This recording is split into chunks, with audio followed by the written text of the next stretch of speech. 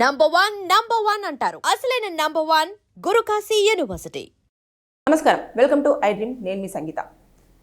బేసిక్గా hotels రెస్టారెంట్స్లలో service charge అని చెప్పేసి మనకు బిల్ అంతా, అంటే మనం ఫుడ్ అంతా ఆర్డర్ చేసేసుకొని తినేసిన తర్వాత మధ్యలో సర్వీస్ ఛార్జ్ అని చెప్పేసి అందులో వారికి నచ్చినంత వేసి ఇవ్వడం జరుగుతుంది. దాన్ని కలుపుకొనే మనం బిల్ అనేది పే చేయడం జరుగుతుంది. అయితే దీనిపైన రీసెంట్గా ఢిల్లీ హైకోర్టు చాలా తీవ్రంగా ఆగ్రహం వ్యక్తం చేసింది.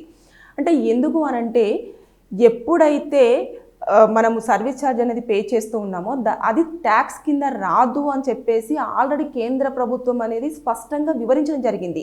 ఎట్టి పరిస్థితుల్లో సర్వీస్ ఛార్జెస్ అనేవి వెయ్యకూడదు అని చెప్పేసి అందులో వాళ్ళు కేంద్ర ప్రభుత్వం చెప్పారు. అదేవిధంగా చాలాసార్లు కూడా కోర్టులలో కూడా చెప్పడం జరిగింది. సర్వీస్ ఛార్జ్ అనేది ఎవరైతే కస్టమర్స్ ఉంటారో, ఎవరైతే అక్కడైతే భోజనం చేయడానికైనా లేదంటే వారు టిఫిన్ చేయడానికైనా వచ్చిన వాళ్ళు ఉంటారో వారి ఒపీనియన్కే వదిలేయాలి అని చెప్పేసి చెప్పినా ఇప్పటికీ వసూలు చేస్తూనే వస్తూ ఉన్నారు. అయితే రీసెంట్గా ఏమైంది అని అంటేను, ఎవరైతే ఇలా ఎక్కువగా సర్వీస్ ఛార్జెస్ అనేవి వసూలు చేస్తూ ఉన్నారు, అసలు మాకు ఇష్టం కూడా లేదు, అక్కడ మాకు సరిగ్గా భోజనం అనేది వడ్డించినప్పటికీ కూడా వారు సర్వీస్ ఛార్జ్ అని చెప్పేసి వారికి నచ్చినంత వేసుకోవడం అనేది జరుగుతుంది. అంతేకాకుండా అది ఇచ్చిన తర్వాత కూడా టిప్ అని చెప్పేసి సర్వీస్ చేసిన వాళ్ళు ఎవరైతే భోజనం పెడతారో వారందరూ కూడా కొంచెం టిప్ అని చెప్పేసి కూడా అడుగుతూ ఉన్నారు. దీనివల్ల అక్కడ మేము నష్టపోతూ ఉన్నాము, డబ్బులు ఎక్కువగా వెళ్ళిపోతూ ఉన్నాయి అని చెప్పేసి కూడా వారు స్పష్టం చేసి ఒక పిటిషన్ అనేది వేశారు. దీనిపైన ఏదైతే ఢిల్లీ హైకోర్టు చాలా తీవ్రంగా కూడా మొత్తం చర్చ జరిపిన తర్వాత మొత్తం క్యాలిక్యులేషన్ చేసింది. అంటే 3 రకాలుగా మొత్తం కస్టమర్స్ దగ్గర నుంచి వెళ్ళి కూడా డబ్బులు వసూలు చేస్తూ ఉన్నారు సర్వీస్ ఛార్జెస్ అనేవి. ఏంటంటే అక్కడికి మనం ఎప్పుడైతే భోజనం చేయడానికని వెళ్తామో ఒక మ్యూజిక్, ఒక పీస్ఫుల్ అట్మాస్ఫియర్ని పెట్టేసి అక్కడ ఉన్న యాంబియన్స్ అంతా కూడా ఒకటి, తర్వాత నెక్స్ట్ దానికి కూడా ఛార్జ్ చేస్తున్నారు. అలాగే ఏదైతే ఫుడ్ రెడీ చేస్తున్నారో దానికి ఛార్జెస్ చేస్తున్నారు. అదేవిధంగా ఫుడ్ రెడీ చేసి మన టేబుల్ మీదకి వచ్చిన తర్వాత సర్వ్ చేస్తూ ఉంటారు కదా, దానికి కూడా డబ్బులు వసూలు చేస్తున్నారు. ఇలా 3 రకాలుగా మీరు ఎవరైతే వస్తున్నారో భోజనం చేయడానికని వారందరి దగ్గర నుంచి కూడా వసూలు చేయడం జరుగుతుంది. ఇది చాలా తప్పు అని చెప్పేసి కోర్టు స్పష్టంగా చేసింది. అయితే దీన్ని సవాల్ చేస్తూ ఎవరైతే రెస్టారెంట్స్ అదేవిధంగా హోటల్స్ వాళ్ళు యాజమాన్యులు ఉన్నారో వారంతా కూడా ఆ యాజమాన్యంకు సంబంధించిన ఆర్గనైజేషన్ అంతా కూడా దాన్ని సవాల్ చేస్తూ ఒక పిటిషన్ను ఫైల్ చేసింది. దానిపైన ఇంకా తీవ్రంగా ఆగ్రహం వ్యక్తం చేసి, ఇలా మీరు ఇష్టానుసారంగా వసూలు చేస్తూ ఉన్నారు, అది కస్టమర్స్కి మాత్రమే వదిలేయాల్సిన కాలం, వారు నచ్చితే ఇస్తారు లేదంటే లేదు అని చెప్పేసి చెప్పారు. వాటర్ బాటిల్ కూడా ఎంఆర్పి రేట్ కంటే కూడా ఎక్కువగా వసూలు చేస్తున్నారు. బేసిక్గా హోటల్స్లో ఫుడ్ తీసుకున్నప్పుడు కంపల్సరీగా వాటర్ ప్రొవైడ్ చేయడం అనేది వారి యొక్క బాధ్యత. అయినప్పటికీ కూడా వారు సర్వ్ చేయకుండా దానికి కూడా ఛార్జ్ చేస్తున్నారు. కాబట్టి దీన్ని కూడా ఆ పాయింట్లో ఇంక్లూడ్ చేసి జడ్జెస్ అనేవి కూడా మాట్లాడడం జరిగింది. అంటే ఇప్పుడు మనం హోటల్స్కి రెస్టారెంట్స్కి వెళ్తున్న తర్వాత అక్కడ ఫుడ్ తింటూ ఉన్నాం, వాటర్ అనేది ఎవరు కూడా క్యారీ చేయరు, వాటర్ని కూడా కొనాల్సిన పరిస్థితి ఎందుకు వస్తుంది? అది ప్రొవైడ్ చేయాల్సిన బాధ్యత ఓన్లీ రెస్టారెంట్స్కి ఉండి హోటల్స్కి మాత్రమే ఉంటుంది. అది ఫ్రీగా సర్వ్ చేయాల్సింది మీరు ఇంకా ఉన్న రేటు కంటే కూడా ఎక్కువగా తీసుకోవడం జరుగుతుంది. కొన్ని హోటల్స్లోనైతే రెస్టారెంట్స్లోనైతే 20 రూపాయల బాటిల్ని 80 రూపాయలు 90 రూపాయల బాటిల్స్ కూడా తీసుకోవడం చేస్తూ ఉన్నారు అని చెప్పేసి చాలా ఆగ్రహం వ్యక్తం చేసి దానిపైన ఎవరైతే పిటిషన్ సవాల్ చేస్తూ వేశారో ఈ యాజమాన్యాలు ఉన్నారు కదా, ఓనర్స్ ఎవరైతే ఉన్నారో హోటల్స్ కానివ్వండి రెస్టారెంట్స్, వాళ్ళందరికీ కూడా చాలా గట్టిగానే సమాధానం చెప్పడం జరిగింది ఢిల్లీ హైకోర్టు.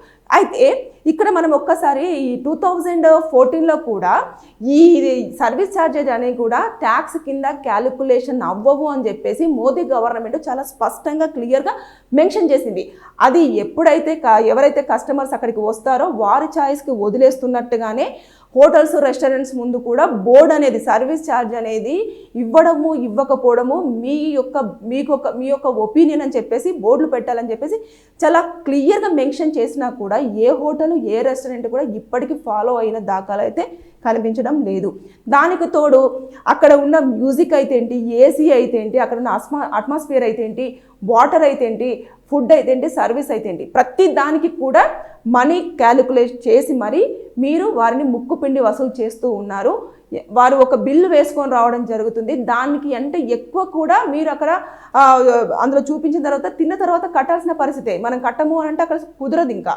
సో మనం ఎంతో ఒక 1500 అవుతుందిలే అంటే మనం అందులో చూసినప్పుడు టారిఫ్ అంతా చూసినప్పుడు కూడా బిర్యానీ ఒక రేట్ ఉంటుంది, తర్వాత వాటర్ బాటిల్ ఒక రేట్ ఉంది, అది చూసుకున్న తర్వాత అక్కడికి వచ్చిన తర్వాత జిఎస్టీ అంటారు, ట్యాక్స్ అంటారు.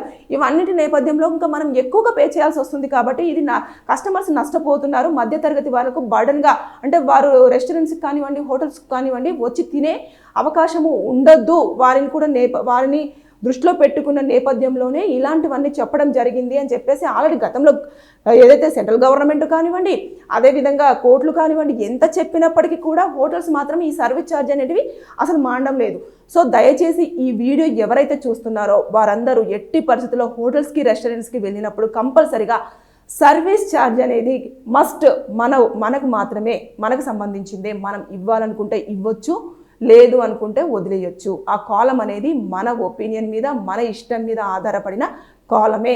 అది రెండు, అంటే ఇటు కేంద్ర ప్రభుత్వం కానివ్వండి, అదేవిధంగా కోర్ట్స్ కానివ్వండి, అన్ని రకాలుగా ఏదైతే మధ్యతరగతి ఫ్యామిలీస్కి సంబంధించిన వారిని దృష్టిలో పెట్టుకొని మరి ఇవన్నీ ముందుకు తీస్తున్నా కూడా మనం ఏం చేస్తాము, అయ్యో సర్వీస్ ఛార్జ్ వేసేసారు కదా, కట్టకపోతే బాగోదేమో అని చెప్పేసి ఎవరు కూడా క్వశ్చన్ చేయకుండా పే చేయడం అనేది జరుగుతుంది. దానివల్ల ఎవరైతే కొంచెము లగ్జరియస్గా పిల్లలకు నచ్చినా, లేదంటే ఫ్యామిలీ మెంబర్స్ కొంచెము ఈరోజు వేరే ఫుడ్ తీసుకుందాము, ఇంట్లోది కాకుండా కొంచెం బర్త్డే కానివ్వండి, ఫంక్షన్స్ కానివ్వండి ఉన్నప్పుడు హోటల్స్కి వెళ్ళి తిందాము అంటే అమ్మో 2-3 వేలు అయిపోతుంది, దానికి తోడు ఇలా అవుతుంది అని చెప్పేసి ఆలోచించుకొని వెళ్ళలేని పరిస్థితుల్లో ఉన్న వాళ్ళు చాలామంది ఉంటారు.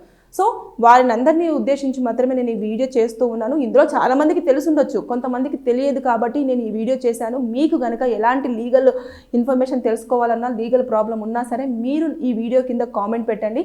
నేను ఖచ్చితంగా దానిపైన వీడియో చేసి మీకు ఇన్ఫర్మేషన్ ఇవ్వడానికి ట్రై చేస్తాను. Thank you. And don't forget to subscribe to iDream. And for more videos, Please subscribe to iDream. Please subscribe to iDream. Please subscribe iDream. And please subscribe to iDream. For more videos, subscribe to iDream. please like, share and subscribe to the channel. Congratulations, iDream. Subscribe to iDream. Subscribe to iDream. So subscribe to iDream Media. iDream ki iDream team andarki huge congratulations. Please subscribe iDream Media. Please subscribe to iDream. Subscribe iDream. Please subscribe to iDream. iDream అంటే నా కళల ఛానల్ను subscribe చేసుకున్న నోరు తిరుగుతలేదు, మీరైతే గంట గుర్తు కొట్టండి. For more such videos, please subscribe to iDream. Subscribe to iDream. Please subscribe to iDream. Please subscribe iDream Media. Please do subscribe to iDream. Please subscribe to iDream Media. For best entertainment and information, please subscribe iDream.